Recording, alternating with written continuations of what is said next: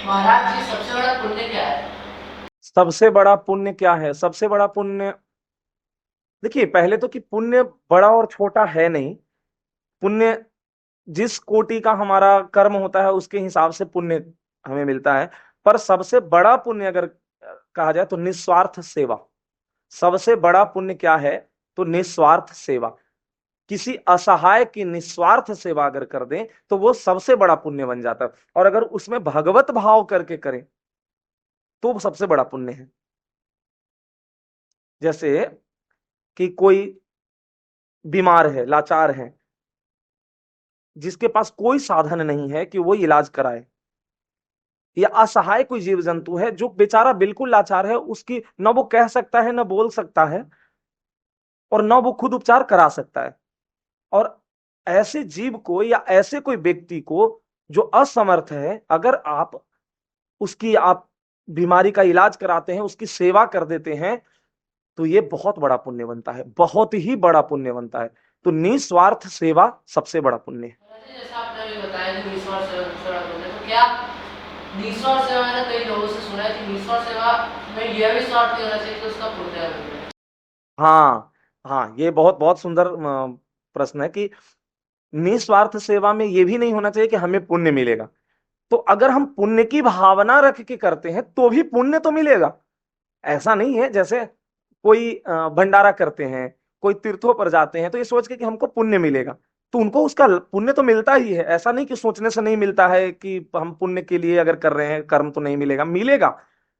पर अगर भाव ये आ जाए कि हम किसी असहाय जीव जंतु की सेवा कर रहे हैं या किसी बीमार लाचार असहाय अ, मनुष्यों की सेवा कर रहे हैं, तो उसका अगर ये रहे ध्यान में कि नहीं, हम बस प्रभु को इसीलिए कहते हैं, क्या कहे हमने पहले ही क्या कहा कि उसमें भगवत भाव हो जाए, प्रभु का भाव हो जाए कि अरे ये तो सब प्रभु ही हमारे हैं, प्रभु ने कृपा किया और प्रभु की ही हम सेवा कर रहे हैं। तो उसमें फिर क्या है, पुण्य की चाहत नहीं है। तो जब पुण्य की चाहत नहीं होगी तो वो कई गुना, मतलब वो बढ़ करके पुण्य मिलेगा उसका।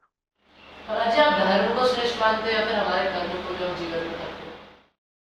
धर्म को श्रेष्ठ मानते हैं या कर्म को श्रेष्ठ? तो धर्म से युक्त कर्म श्रेष्ठ है। धर्म से युक्त ही कर्म श्रेष्ठ है।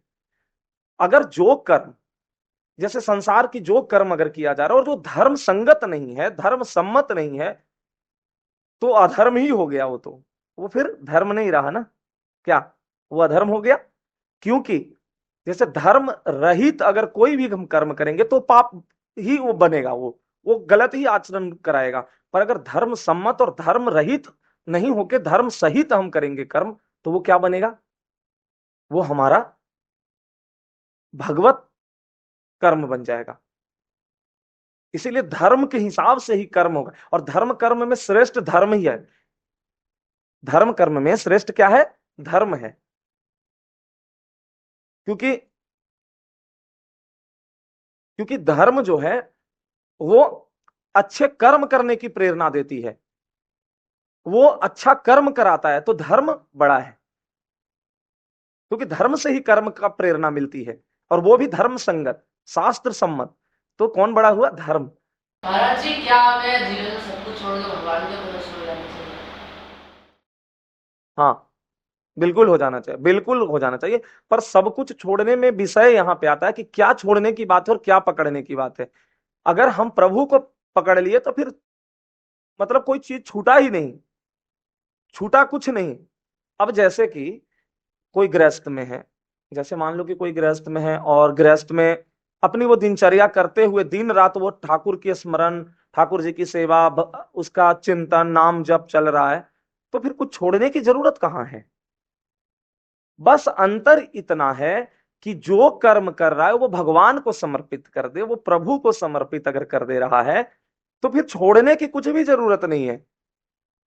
अच्छा, और ना पकड़ने की जरूरत पड़ी उसको, क्योंकि उसने जिनको पकड़ा ठाकुर जी को, तो फिर बाकी और चीजों की क्या जरूरत है? तो इसीलिए सब कुछ छोड़ करके भगवान के आश्रित होना कठिन है, बहुत कठिन है, आसान नहीं है। ये कौन हो सकते हैं जो भजन परायण, दिन रात प्रभु की सेवा, भजन, नाम जप, रूप गुण लीला चिंतन में लगे हुए हैं, सत्संग सुनते हैं, संतों का संग करते हैं, रसिकों के संग करते हैं। तो जाकर के ये बात बनेगी। और अगर आश्रित हो गए प्रभु के और सब छोड़ दिए, तब तो फिर बन गई काम। पर कठिन है।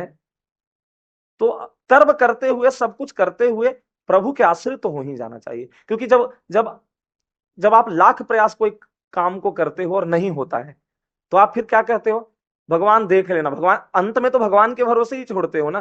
तो जो अंत में जाने से अच्छा, या आप कोई व्यक्ति बीमार है, और जब डॉक्टर भी मना कर देते हैं, सब करते हैं, बोलते हैं इनको दवा की नहीं दुआ की जरूरत होती है। एक कई बार आप सुनते रहते हो हर जगह।